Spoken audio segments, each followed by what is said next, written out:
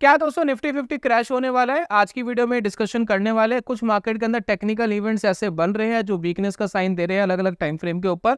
तो चार्ट्स के ऊपर चलेंगे और देखेंगे क्या हो रहा है निफ्टी 50 के अंदर। दूसरा, वीडियो को दोस्तों कंप्लीट देखें, अधूरा ज्ञान लेकर ना जाए, क्योंकि वीडियो को जब आप कंप्लीट देखते हैं तो जो मेरा पूरा व्यू है वो आप समझ पाते हैं। तो पूरा व्यू समझे, उसी के बाद दोस्तों कोई कंक्लूजन आपको निकालना चाहिए। तो चलिए शुरू करते हैं और देखते हैं चार्ट्स के अंदर कि क्या कर रहा है निफ्टी 50 का चार्ट।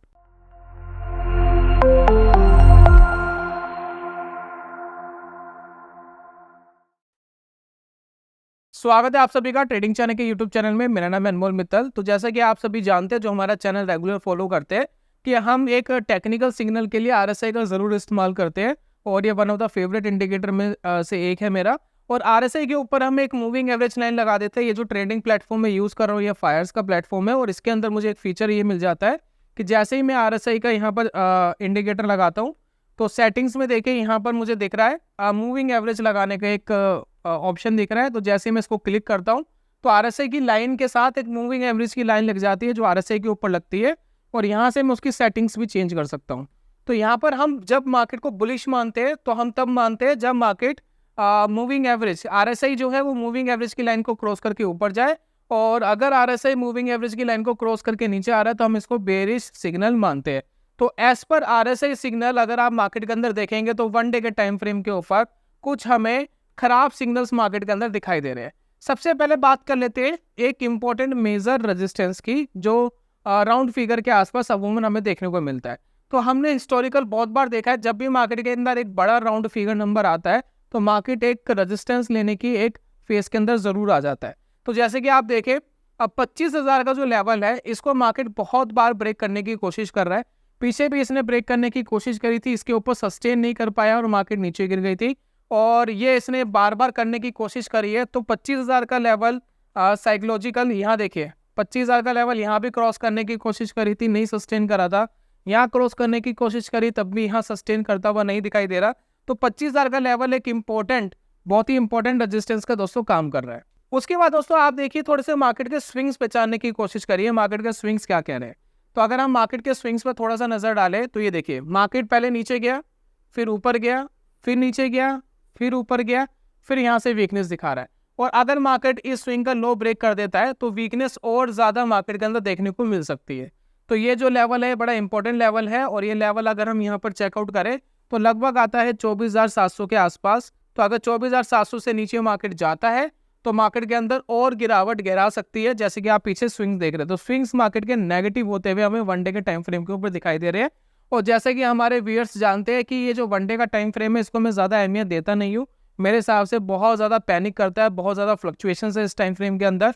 तो मुझे वन डे का टाइम फ्रेम ज़्यादा पसंद नहीं है। मुझे दो टाइम फ्रेम सबसे ज़्यादा पसंद है।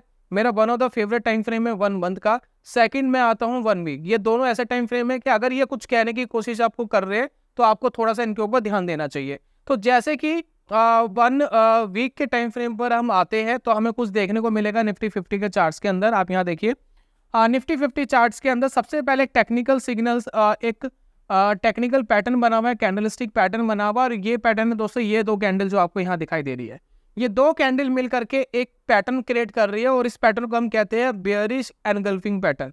बेयरिश एनगल्फिंग पैटर्न क्या होता है कि पहले वाली जो कैंडल है वो बुलिश होती है, ठीक है, जैसे कि आप ये देख रहे हैं बुलिश होती है।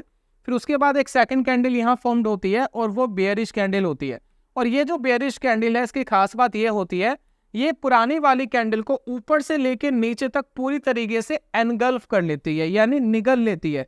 एक ये मान लेते बुलिश कैंडल है, ये रेड कैंडल है, इसने पूरी तरीके से इसको निगल लिया। इसलिए हम इसको कहते हैं bearish engulfing pattern. Bearish engulfing pattern हमेशा क्या होता है, मार्केट के अंदर एक बेयरिश सिनेरियो पेश करता है और मार्केट के अंदर एक वीकनेस का साइन देता है। और ये पैटर्न बहुत अच्छा तब काम करता है जब मार्केट बहुत एक्सट्रीम टॉप पर हो, तब इसके काम करने की एक प्रोबेबिलिटी रहती है। तो as per candlestick pattern market का सिनेरियो थोड़ा सा वीक नजर आ रहा है।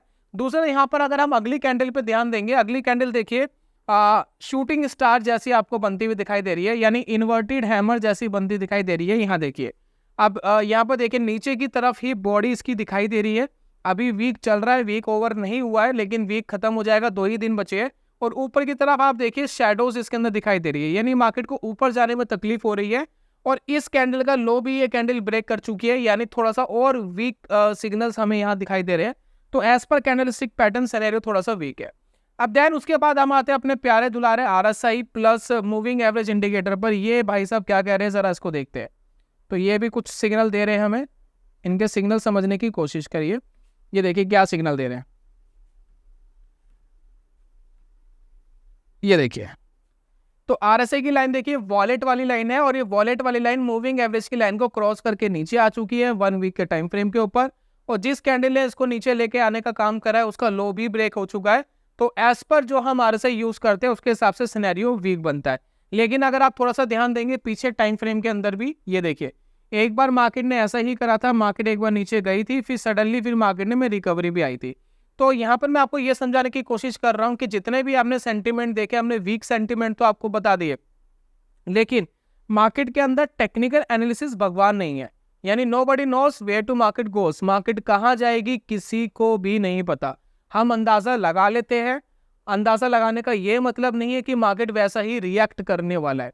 यानी अगर हमें अभी फिलहाल कुछ सिनेरियो वीक दिख रहे हैं, जैसे 1 डे के टाइम फ्रेम पे या 1 वीक के टाइम फ्रेम पे RSI जो है वो नीचे आ रहा है मूविंग एवरेज को क्रॉस करके, कुछ पैटर्न्स हमें खराब मिल रहे हैं, 1 डे के टाइम फ्रेम पे स्विंग्स खराब मिल रहे हैं, तो इसका मतलब ये नहीं है कि मार्केट क्रैश हो ही जाएगा।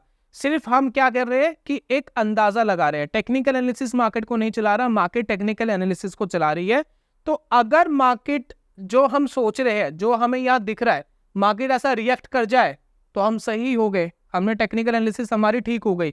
लेकिन अगर मार्केट हमें गलत करना चाहेगी तो कब गलत करेगी?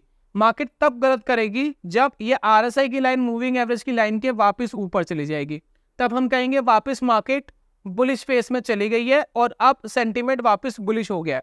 जैसे कि आप यहाँ देखिए मार्केट पहले नीचे की तरफ आई थी, लेकिन जिस कैंडल को लेकर के आई थी उस कैंडल का लो ब्रेक नहीं हुआ था। तो RSI में हम क्या करते हैं, हमेशा लो ब्रेक होने का वेट करते हैं। जो कैंडल ट्रिगर करेगी उसका लो भी ब्रेक होना चाहिए। पहली बात, इसका लो ब्रेक नहीं हुआ था, लेकिन इस कैंडल का लो ब्रेक हुआ है, तो एक खराब सेंटीमेंट बन रहा है। दूसरा, वापस मार्केट ऊपर चली गई थी तो सेंटीमेंट बुलिश हो गया, ठीक है। तो मार्केट को फॉलो करना है, हमें मार्केट की प्रेडिक्शन नहीं करनी है। तो फिलहाल अगर हम मार्केट को फॉलो करें तो सेंटीमेंट थोड़ा वीक लेकर आए, और हो सकता है ये एक्सटेंड हो और हो सकता है एक्सटेंड ना हो। एक्सटेंड अगर होगा तो ये इसके नीचे ही रहेगा, ये मूविंग एवरेज के लाइन के नीचे ही RSI की लाइन रहेगी, और अगर ये वापस रिवर्स करता है तो इसके ऊपर लाइन चली जाएगी, अपना सेंटीमेंट फिर हम चेंज कर लेंगे, है ना। तो काफी लोग टेक्निकल एनालिसिस को ये मानते हैं कि टेक्निकल एनालिसिस ने जो बोला वो होना ही चाहिए, अगर वो नहीं हुआ तो खराब है। टेक्निकल एनालिसिस ऐसे काम नहीं करती, सिर्फ एक प्रोबेबिलिटी का गेम है। अगर ठीक हुए तो ज्यादा पैसा कमाओ, गलत हुए तो छोटा स्टॉप लॉस लेकर के बाहर हो जाओ। निफ्टी के बाद दोस्तों बात कर लेते हैं बैंक निफ्टी की। बैंक निफ्टी कैसा दिख रहा है जरा देख लेते हैं, क्योंकि बैंक निफ्टी का एक अहम रोल होता है, क्योंकि निफ्टी के अंदर बहुत सारी वेटेज बैंक्स की रहती है। That's why reason banks financial services बहुत इंपॉर्टेंट है। तो जो मार्केट का सेंटीमेंट आज खराब हुआ है, निफ्टी का सेंटीमेंट काफी पहले खराब हो गया था। जैसे कि हम देखें एज पर RSI ने बहुत पहले सिग्नल दे दिया था कि जी मैं अपना सेंटीमेंट खराब कर रहा हूँ। जैसे कि आप यहाँ देखिए, यहाँ मैं सेंटीमेंट खराब कर रहा हूँ, इसने यही कहा था कि मैं मूविंग एवरेज के नीचे ये आ गया था। उसके बाद थोड़ा सा कंसोलिडेट फेस में चल रहा है। तो जो वीकनेस निफ्टी में आज दिख रही है, बैंक निफ्टी में थोड़ा पहले दिखी थी। उसके बाद हम देखें इसके स्विंग्स वीकली टाइम फ्रेम पे भी वीक होते हुए फिलहाल नजर आ रहे हैं, और मार्केट अगर इसको ब्रेक करता है, ये लेवल्स ब्रेक करते हैं, तो मार्केट के अंदर और गिरावट एक्सटेंड होने के चांसेस रहते हैं। उसके बाद अगर हम यहाँ पर देखें मार्केट के अंदर जो अगला टाइम फ्रेम है हमारा, जो पिछला टाइम फ्रेम है 1 डे का टाइम फ्रेम, अगर हम उसमें देखें तो वो क्या कह रहा है, तो उसका सेंटीमेंट भी देखिए खराब होता हुआ नजर आ रहा है। यहाँ पर देखिए रैली इसकी बन गई है। खराब सेंटीमेंट क्या है, देखिए पहला यहाँ वीकनेस आया था RSI के हिसाब से, यहाँ से RSI गिरना चाहिए बहुत अच्छे से। RSI ने जो सिग्नल दिया, उसके बाद बैंक निफ्टी नीचे गिर गया, 2000-3000 पॉइंट्स बैंक निफ्टी नीचे गिरा। देन उसके बाद इसने बुलिश सिग्नल दिया जिसके अंदर खास मोमेंटम नहीं आया। देन उसके बाद वापस ये कह रहा है जी गिरना चाहिए, तो देखिए वापस गिरावट की यहाँ पर शुरुआत होती हुई दिखाई दे रही है। तो एज पर RSI 1 डे का टाइम फ्रेम वीकनेस है। कब बुलिशनेस होगा, जब RSI इसके ऊपर आ जाएगा, तब हम कहेंगे मार्केट बुलिश फेस के अंदर वापस रिवर्स कर रहा है। उसके बाद टाइम फ्रेम अगर हम 1 मंथ का लगाए तो 1 मंथ के टाइम फ्रेम पे देखिए अभी फिलहाल बुलिश दिख रहा है, लेकिन सेंटीमेंट जो है यहाँ पर देखिए एक यहाँ पर शेडोज बनी हुई है, ये शेडो एक सपोर्ट का काम कर रही है। अगर मार्केट इसका रिस्पेक्ट नहीं करती है, इस शेडो से नीचे जाने की कोशिश करेगी क्लोजिंग बेसिस पर, तो वीकनेस गिराते हुए आपको नजर आएगी। तो जैसे कि मैंने आपको बोला कि मार्केट के अंदर फिलहाल छोटे टाइम फ्रेम के अंदर वीकनेस स्टैब्लिश्ड होती हुई दिखाई दे रही है, और मार्केट में जब भी कोई बड़ा क्रैश आना होता है, बड़ा या छोटा या थोड़ी बहुत करेक्शन भी मार्केट के अंदर आनी होती है, तो सबसे पहले ट्रिगर्स मिलते हैं छोटे टाइम फ्रेम पे, फिर बड़े टाइम फ्रेम पे वो ट्रिगर आने में टाइम लगता है। इसी तरीके से जब मार्केट को बुलिश होना होता है तो पहले छोटे टाइम फ्रेम पे ट्रिगर आते हैं बुलिश के, फिर बड़े टाइम फ्रेम पे एक्सटेंड होते हैं। तो फिलहाल 1 डे और 1 वीक तक तो एक्सटेंड हो चुकी है चीजें, लेकिन 1 मंथ के टाइम फ्रेम तक एक्सटेंड नहीं हुई है। सिर्फ अब देखना यह है कि अगर ये 1 मंथ के टाइम फ्रेम तक एक्सटेंड होती है तो फिर एक बड़ी गिरावट का रूप हमें मार्केट के अंदर देखने को मिल सकता है, लेकिन जरूरी कुछ भी नहीं है। तो ये दोस्तों फिलहाल दिख रहा है मार्केट का सेंटिमेंट। अब आपका इस सेंटिमेंट के बारे में क्या कहना है, अपना ओपिनियन जरूर दीजिएगा। मुझे थोड़ा सा सेंटिमेंट वीक होता हुआ नजर आ रहा है, और बाकी आप अपना ओपिनियन दे सकते हैं कि आपका ओपिनियन मार्केट के अंदर क्या है।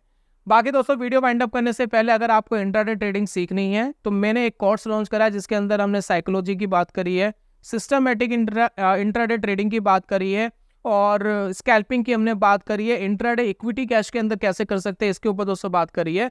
तो अगर ये इंट्राडे ट्रेडिंग का कोर्स आपको चाहिए तो इसके लिए मुझे पे करना है बिल्कुल जीरो, कोई पैसा आपको नहीं देना है।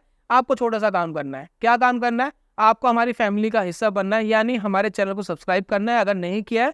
और अगर आप चैनल सब्सक्राइब कर लेते हैं देन उसके बाद एक गूगल फॉर्म हमने प्रोवाइड कराया है डिस्क्रिप्शन एंड कमेंट बॉक्स में, उसको फिल करके हमें भेज दीजिए और हम आपको 2 से 3 दिन के अंदर वो कोर्स ईमेल के थ्रू प्रोवाइड करा देंगे। तो ये रहा दोस्तों आज की वीडियो के अंदर, और जल्दी मिलूंगा नेक्स्ट वीडियो में। तब तक के लिए goodbye, God bless you, bye bye दोस्तों।